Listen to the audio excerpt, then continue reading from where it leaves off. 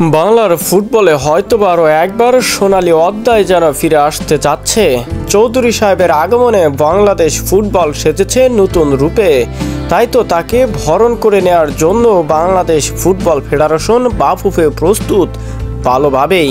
25শে March বিপরীত ভারতের বিপক্ষে মাঠে নামতে যাচ্ছেন হামজা চৌধুরী। সে ম্যাচ দিয়েই জাতীয় দলের জার্সিতে প্রথম অভিষেক হতে যাচ্ছে চৌধুরী সাহেবের।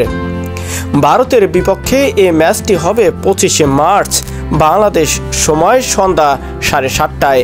ম্যাচটি সরাসরি দেখতে পারবেন আমাদের ভিডিওর ডেসক্রিপশনে দেয়া লিঙ্কে।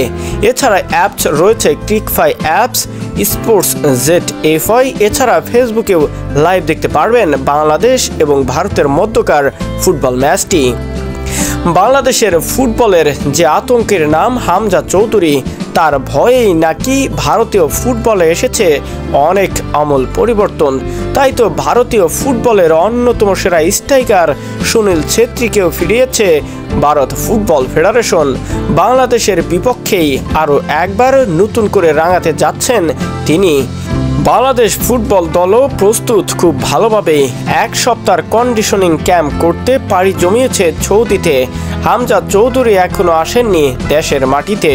25শে মার্চ ম্যাচটি শুরু হওয়ার অন্তত এক সপ্তাহ আগে দলের সাথে যোগ দিবেন চৌধুরী সাহেব।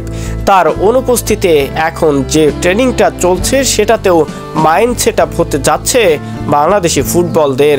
হামজার আগমনে বাংলাদেশ ফুটবল মেতে উঠেছে নতুন এক আমেজে।